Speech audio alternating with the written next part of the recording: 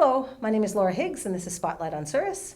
Today is September 25th, 2023, and we have an election coming up next week, and we have with us the Manitoba Liberal Party leader, Dougald Lamont. Welcome. Thank you for getting my name perfect. It worked, didn't it? It often doesn't happen, yes. My mother doesn't even get it right, usually. Oh, yes. really? No, she usually calls me her dog's name. Oh, yeah. Well, we had that in the household too. Yes, We got absolutely. called the cat and the dog name before she found ours. Yeah, yes. Especially You if she was upset. work your way through the order. That's right. And finally That's hit right. the right one. Yeah, I remember absolutely. that. So what brings you to Souris? Well, look, I'm out.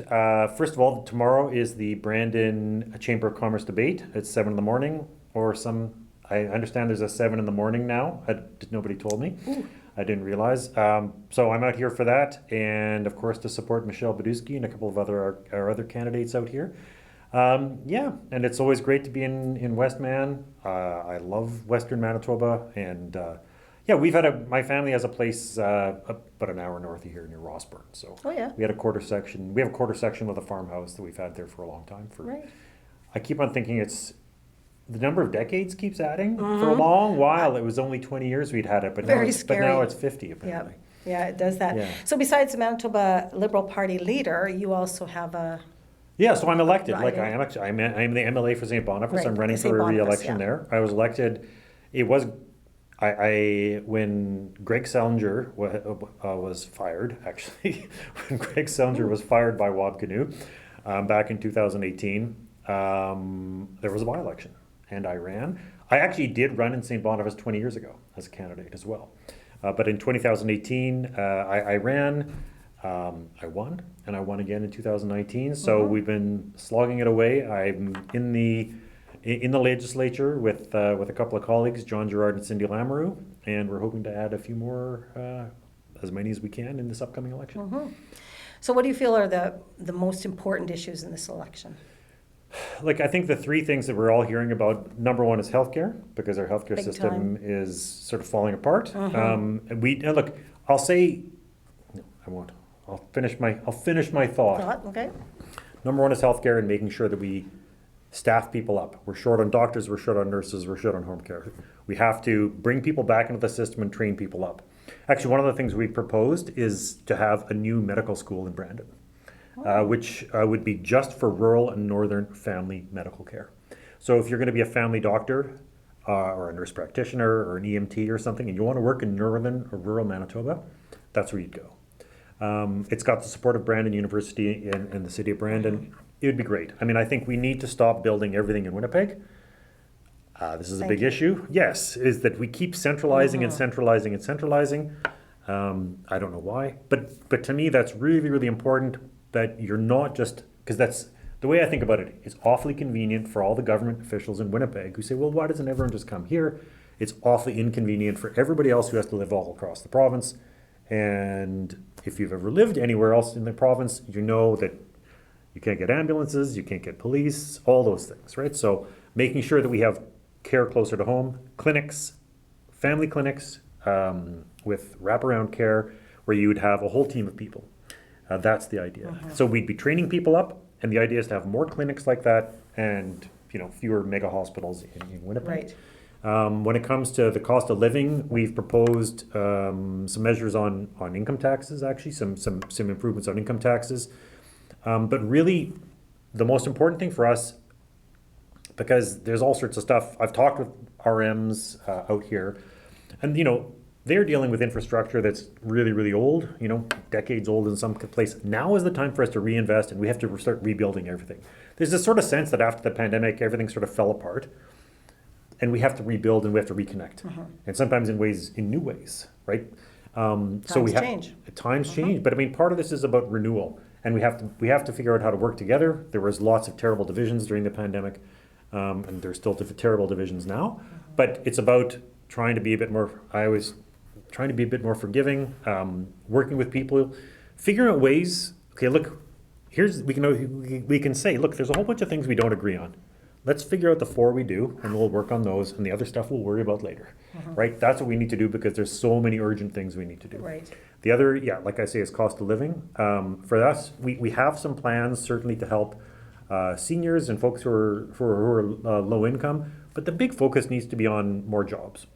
So we actually have we proposed $150 million job fund, which would be for to sort of subsidize jobs, mostly for nonprofits. But if you have an organization here in Souris or anywhere in a town in Westman, and you want to do something, and it's for the purpose of the community, then that's where the money would come from. So you don't have to, it wouldn't all just be about asking for grants. And the other thing is public safety. I mean, people have been talking about it, but there are a few things. But one is for us is focusing on illicit drugs. There are actually still tons of places. There are just in Winnipeg. There are storefronts. They're actually just people will set up an illegal. They'll basically be drug dealers who will rent a store, and they're being allowed to operate, and no one's doing anything about it. Or they can even be selling illegal cannabis. This is a complaint we had from legal cannabis shops. And they're saying, why isn't liquor and lotteries and cannabis cracking down on this? And said, well, they will, right? So that's part of it. Making sure we have more police, making sure we have that mix of, making sure the police are focusing on crime, that mental health workers are focusing on mental health, and that people with addictions are focusing on addictions, and a bit of mental health covering all of it, because they are separate. But the other thing is really making sure. And again, these are bigger. It can be problems everywhere, but certainly in Winnipeg, we have a terrible homelessness problem. So making sure that we're getting people housed way faster. So, and look, Alberta does this in Medicine Hat. If you're homeless, and they'll basically say, "I'm sorry, you can't be homeless here in Medicine Hat. We're going to have to give you a place to stay." So they find you a place that night. It could be a private landlord. We don't care. The important thing is that person. They shouldn't be under a bridge. And it'll be cheaper to have them in housing than it will be to have them in an ER or in the back of a police car. So there are all these things are big. So really we're talking about two things. One is putting a big push into investing and rebuilding, and also into doing things a bit differently. And to try to say, look, let's not just go back to the way we were, because it hasn't been working up to now. And look, I'll be briefly political. I won't be too hard on my opponents, but I will say, very often people act like everything only ever happened under the PCs. And I will say the NDP often acts as if the world started in 2016. But we all know that there were problems before then. And so part of this, and I'm very excited about those possibilities of what you can be doing. I love small town Manitoba. When I go around with my kids, they always say, all big cities are the same. And it doesn't matter. You go to a mall, it's the same stores, if it's in Toronto or in Winnipeg or whatever. But every single small town is different. And that's something really important. And I came through in the summer and went to places like Holland and Treeherne. These are phenomenal communities with phenomenal people. And I always just think these are places that deserve our support. They've got great values, they're doing all the right things, so let's find ways to make them grow. And which is another part of it, which is a big push on entrepreneurship. The other two things coming out of this for businesses as well as for people is to find ways for people to handle their debt. Not for government to pay their debt, but to give them new tools. So one, there's a thing called the Credit Counseling Society of Canada. They don't have enough money. They're a charity. They will help you with your debt for free. If you go to them, they'll say, okay, we'll help you figure out a whole plan. We can knock your credit cards down. You'll still have to pay back your debt, some of it. They've helped people pay back $750 million while keeping people from going broke. And the other is to help make sure that, because I know farm debt is a huge issue, we have an idea, it's called a debt compromise board, where if you're a farmer and you don't have to get to the point that you're in deep trouble. It's like, okay, I need to renegotiate my debt. And for businesses, we want to say, before you get into big trouble, you can go talk to your lender, and we're going to figure out a way to make this work.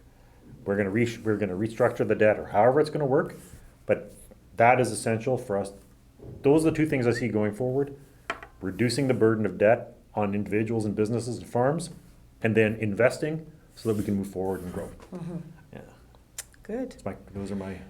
I don't know. Those are your They're pretty main They're issues. pretty radical ideas, though. They're pretty out there. Well, we certainly appreciate healthcare and safety with our police looking past the perimeter, because there is some people who have perimeteritis, and we don't get acknowledged very much. No. The rural. Yeah. And I really do. I think it is this. There is so much potential. And what's the joke I make about my opponents is the NDP are terrible socialists. But for some reason, the PCs tend to think that they're forget that capitalism needs capital. And that's what's been missing. I used to work at Western Economic Diversification for a while, back in 2006. I worked on an announcement for the water treatment plant in Neepawa, Okay. right? That made high life possible. That made an expansion of hog processing in Neepawa that transformed that town. All of a sudden, it's bursting at the Yep, seams, it's it growing, is. all of a sudden, new hospitals, new schools, new jobs, all this stuff. New neighborhoods. New neighborhoods, because government did what it needed to do to put that, make sure that water treatment is in. The same thing applies with other kinds, like you have to have your healthcare, you gotta have your education, you gotta have your infrastructure. So part of it is that government needs to make sure it's doing the fundamentals. But if you put that in, that makes the difference. And all of a sudden you can have, and it can be transformative. And I think that's what's been missing, that we have to, but we have this wonderful opportunity. Because these are fantastic, fantastic little communities. Today, honestly, this is the most beautiful day I've had all year coming out. Like, just the weather has been incredible, but really it's this thing of, and I will also say, like, growing up, my dad grew up, he was born in the middle of the Depression in Headingley, right at the edge of the city. They farmed there, they farmed at Gladstone, he ended up becoming a lawyer, but he as a family, he always had an appreciation for everywhere. Like, he never looked down his nose at anybody, right? And that's something I'm really lucky. And he also was a big proponent of buy local. He said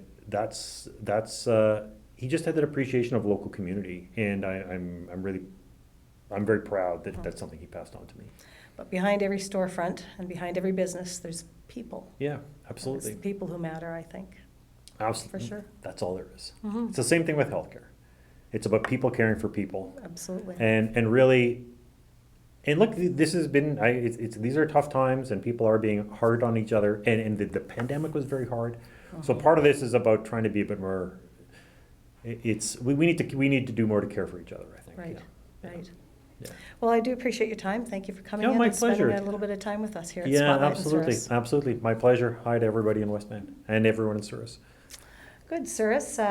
Folks, make sure to get out and vote October 3rd, 2023. Thank you very much for joining us here at Spotlight and Souris.